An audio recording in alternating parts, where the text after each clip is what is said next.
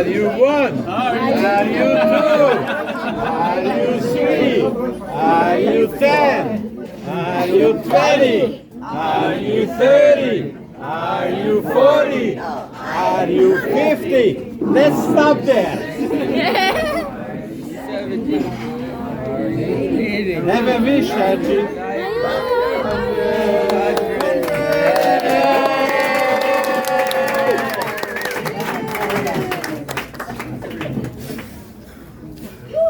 What is it?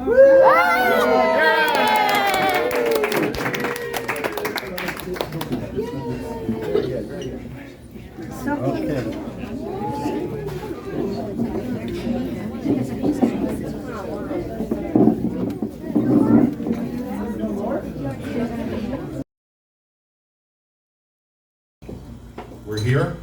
We come here to celebrate her. We also come to celebrate all the fathers in the room on Father's Day. Especially my father, who is the most selfless human being I know. He never wants anything from anybody, but he gives everything to everybody. And he never asks for credit. He never asks for a trophy. He never asks for a gift. He just gives and gives and gives. And I'm proud to call him my father on Father's Day.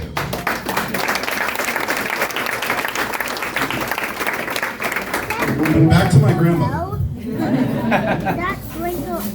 I hope that all of you get a chance to spend a few minutes with her today and listen to a story or tell her a story, because that's the most important part of all of us, is being with each other and listening to each other.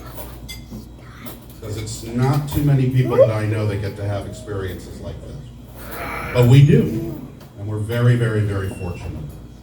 So, on that note, let's celebrate our good fortune. Let's celebrate her good fortune. And let's raise a glass. And I'll let my grandmother toast everybody in her very special, unique way. I thank you for everyone who came here to celebrate a birthday of 100 years. I didn't know that when I was 20 years that I will be 21. And thank you again for everything, and I'm very proud of all of you that you accomplished what I put in your life, and you were listening to me all the time. Thank you again. Thank you very much.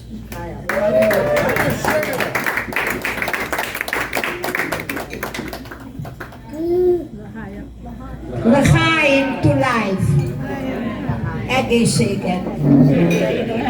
Thank you very much. I am her younger, older child.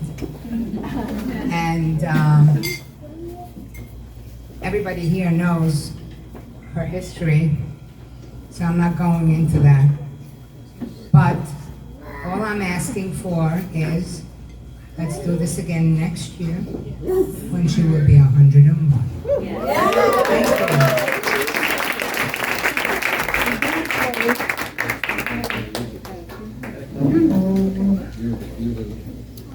I'm up here because Peter is not. And the reason Peter is not is because he's really a very shy person. He is. You see, he's sort of sitting there and getting red. However, Anya is a very special person because she's unique. She's tough. Yeah. Who believes she's tough? Yeah. Who believes she loves her family? Not so much strangers. And she has a lot to say about everybody, especially if you've done something wrong. She'll tell you, and not sometimes in private. So we love her very much. We need a spokesman. We need a mascot. We need that eagle up there. And that's who she is. She has white hair. Eagles have white hair. Yes. So, again, we love her very much. She's not looking at me. Let's look at me. Look at everybody. Everybody's looking at you. You are amazing at your year. She reminds me all the time how old she is. So that I should be nice. We love you. Take care and be here for next year as everybody wants you to be. Okay? We are all here because we are family. And this is capital letters, okay? And that is absolutely beautiful. And this is all coming from our parents and now from Helcsi and from Mishi, actually. And the reason it is like that, because they were brought up like this. And I know some of you know the history, but there are younger generation here, and teenagers and preteens who I really think should know what really happened to this family. And I can tell you that it all started in 1889, long time ago, and two wonderful people were born. And one was my grandfather and my grandmother, which is Helcsi's father and mother, Ignác and Balka. And they got together, they married, they lived in an idyllic alpine village in Hungary. And the name of that village was Ökörmező. And they brought up a family of four. First was my mother, was born during the time when our grandfather, great-grandfather or great-great-great-grandfather was in the Hungarian army. He was drafted. He was there for 7 years as a Jew. He was a communication specialist. And my mother born during that time alone in Ökörmező. And then he came back when the war was over in 1918, the First World War. And he was a merchant. He was probably the richest person in that area. And raised my mother, and then shortly after my mother, Berta was born, and then Helcsi, and then Michael. And obviously we know that Helcsi was born 100 years ago, 1924. And by that time, it became Czechoslovakia. So now the village, which was called Ökörmező, its name is Volovene, and they are in the Czechoslovakia. And that was a little bit easier for them because it was more civilized and schools were there and they had an idyllic life in a village of 800 Jews and 800 non-Jewish families. So you can imagine that it was. Today it's one of the premier ski destinations in the Ukraine. So it is in the mountains, nice little area. If you ever go there, you will find it. You know why? Because our grandfather owned a lot of buildings there, including the post office. And that post office still stands there. And if you stand on the main street, front of this post office, to the right, the building where they grew up. And they had a lot of property, which we'll get to it a little bit later. So, First World War is over, it is Czechoslovakia. Then, the Second World War comes, and Hitler gives back this area to Hungary. And that's where the problem started, really. In 1941, the family, grandparents, Berta, Helen, and Michael, they were picked up and deported, and they were taken towards Kamenets-Podolsk. Now, you know about Ukraine, you hear about a lot now, right? And you know about Babi Yar, where 30,000 Jews were killed. In Kamenets-Podolsk, only 15,000 were shot into the ditches. And they were taken there, and they had one little luck, that my mother was visiting Budapest, and she wasn't among them. Now this happened to my grandfather, or our grandfather, who was in the Hungarian army for 7 years, and fought for Hungary, and now the same Hungarian soldiers took them to their death. Think about it.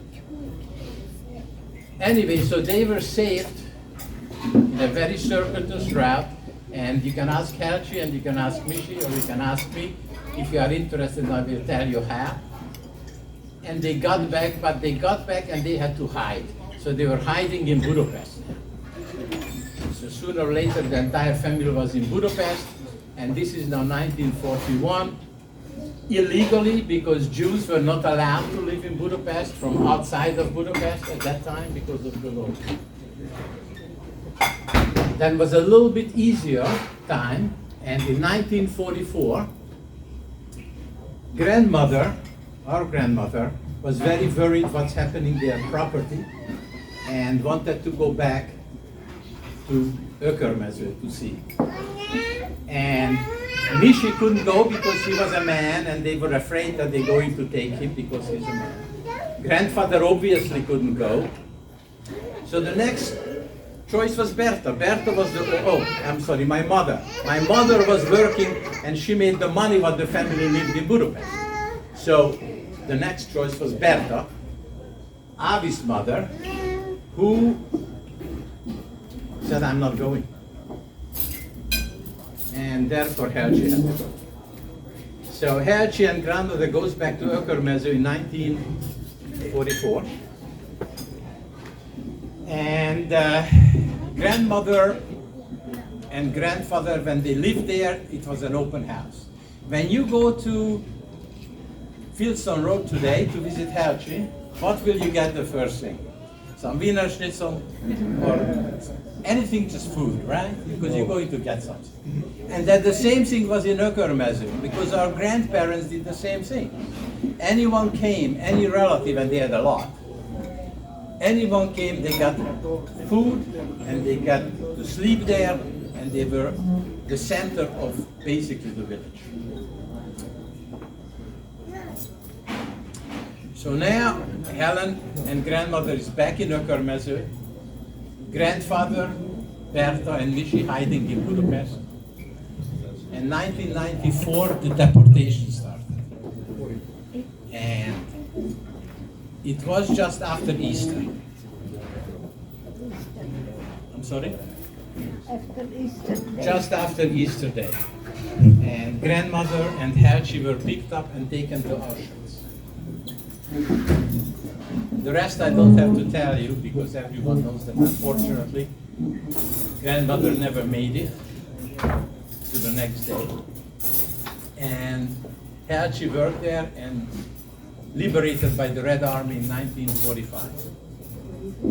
So, Ökörmező, Budapest. What is the next step? The next step is actually New York. In 1963, first Michael came in the 50s, then Berta from Israel, and then Helcsi came to New York in 1963 with Peter, Marian, and George. And my mother came in 1976. So finally in 1976, the entire family united in New York, and that's why we are all here today. So why am I telling all these things? Number one, that the younger ones will remember it, hopefully, that this horrible thing could happen to a family who was always good, who was always giving, and they did absolutely nothing, and they were fighting actually for the country. We all have to remember that Helcsi, we connected, as Helcsi said, we connected with the family. So, Helcsi, the mother of our all, right, because you are the mother now to everybody who is here. Thank you so much. And as Marianne said, hopefully next year. Thank you. Grandma is my great-grandma, and she turned 100 in like a week, but we had to do it early. So she's almost 100. We round up. So I just want this. so many things that you only really see like once in your life.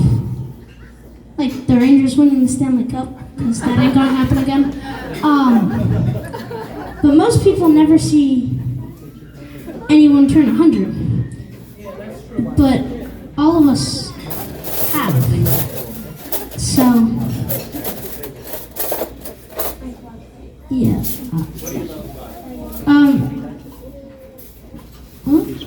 What do you love about Grandma? She's really nice and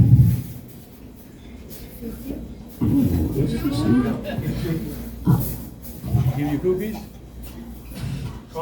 oh, she makes really good chicken cutlets.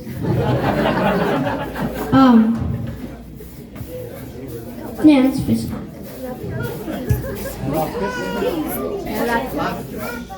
Oh yeah, and she also makes really good latkes. They told me to go.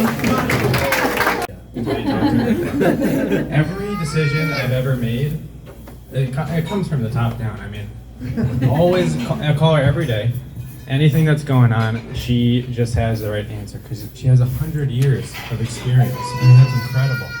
The amount of things she's seen, the people she's talked to, the people she's mentored.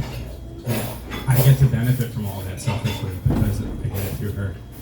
And, like I said, you think you know what you're doing. Meanwhile, Grandma is out there. She's reciting the prices from The Price is Right the day before. And her memory is sharper than I think anyone else in this room. She can recall everything she's been through, and that's what keeps her wisdom so strong.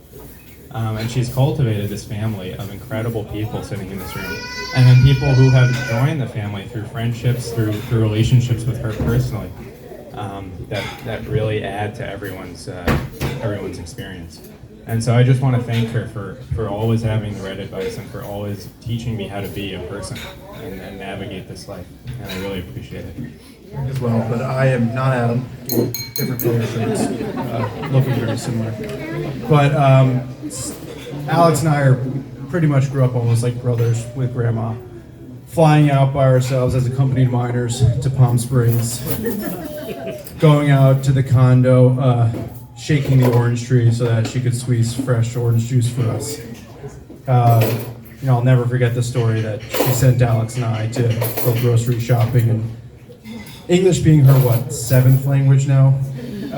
She wrote a list down, and Alex and I walked over to the grocery store and we're absolutely dumbfounded, have no idea what we're trying to get. It says SMOLEALBOES, small elbows. And about 15 minutes later, there were no cell phones back then, but we ended up calling Grandma back. She goes, small elbows like the pastas. And we finally figured it out, and ever since then, I think we tell that story every year. Grandma likes to say that she's 39 times 2 plus tax. Just like pretty much that we're seeing in today's society, inflation's crazy, so tax is going up. And I'm excited to be here and celebrate with you all. I thank you all for coming. Grandma, I love you so much. You are truly the hero in my life. What you have been through to cultivate and grow this family to what it is today, the wisdom, the care, the love that you give everybody, it's truly inspirational. It's something to look up to, and we love you very much. Again, we'll celebrate next year. We'll add a little bit more tax, and thank you very much. Anyone who doesn't know, I'm Marion's husband, and yeah, I'm the one who gets bullied.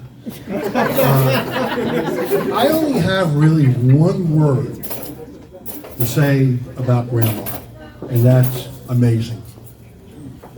I've never met such a person that can remember things better than I can. And one incident was just recently where we went to Florida and where she spent a lot of time with one couple, and they said, say hello to Helen for us. And I said, yes. So when I got back, I said, Natalie and Lonnie said hello. And she looked at me like, who's that? Then she said, oh, those are the people from Pittsburgh. It's amazing her memory, But I wish her a happy birthday, And I hope we can come back, not just next year, but on her 150th birthday, you know. She has truly given everybody advice, and she's the type of person that will listen and give advice. I've been giving advice for the last 15 years that I should go swimming every day. And she promised, she says, I'll check on you. I said, okay. But again, I wish her a happy birthday and many, many more. And just keep on smiling. Wish happy birthday to Helcsi, number 100. She's truly the woman of the century, I would say. And she's been really the founding rock of this family. You know, when Rosie passed away, she became our grandmother. And, sorry, we love her so much. I feel like I've gotten so much closer to you now, living close by and being able to stop by all the time. And everything that everyone has said tonight, your wisdom and your memory is so amazing. And I thank you for everything and for being there and for sharing all your stories with us. And for really being the wonderful person that you are. Always giving us, yes, the best schnitzel and the best Kaisley and the best hugs. And thank you for everything. Helcsi, happy birthday. This is really incredible, as everyone said. You know, as Jenna mentioned, Rosie unfortunately passed away before our kids were born, and to have them be able to come to you and see the generation, and Mishi as well, and to live nearby and to be able to have that connection has really meant the world to me. And it you know, you treat them like your grandkids, and you're like your great grandkids, and it's really, really just a beautiful thing, and something that I hope that we'll be able to tell them when they're older, and that they can pass on to their children and their grandchildren.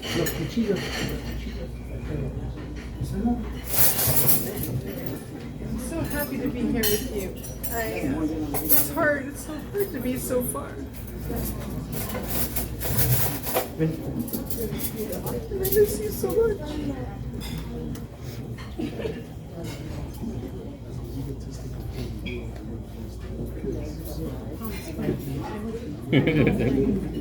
Yeah, it's true. We spent so much time together in Palm Springs. You and with Rosie. It made me feel really special, actually. I got to be there with you. I was so far for so long.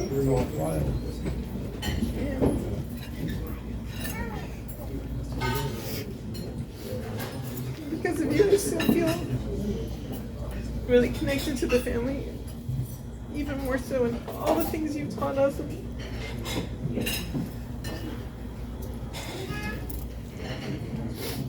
all the time you spent with us and the connection to my kids, just as David said. It's hard. It's hard to be so far, but you really make us feel like we're really close. And I love you so much.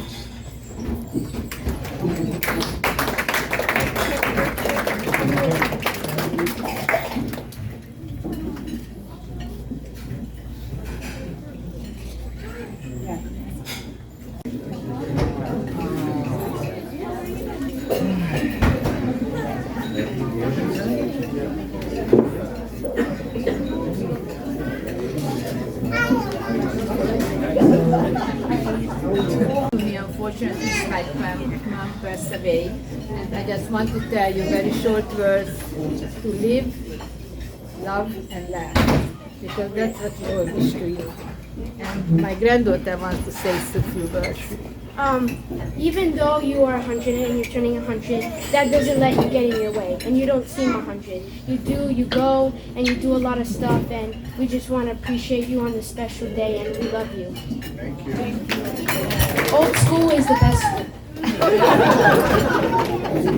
And I'm actually very happy to be here today at 100, because for those of you who don't know, Anya and I had a very close call. There was a hit and run at Toys R Us. when we were very young, we would always go with George and Grandma to Toys R Us in Waterford. And there was this one time where we got to try the little cars, and I was going a little too fast, and there was a woman in the middle of the aisle, and just a hit and run. It wasn't good. But that being said, I'm glad I'm here today, spending her 100th birthday with her, and for many, many more to come. Happy birthday. On behalf of my sister and I, for joining us in this joyous occasion and making the effort on a otherwise known holiday as Father's Day. But at this time, we also want to wish all the fathers a happy Father's Day. Thank you. And thank you again, and wishing my mom bis 120. I mean, why stop at 101? I mean, this is ridiculous. 120, that's where it should be. Okay. God bless you all. Happy birthday to you. Happy birthday to you. Happy birthday, dear Grandma. Happy birthday to you. And many more!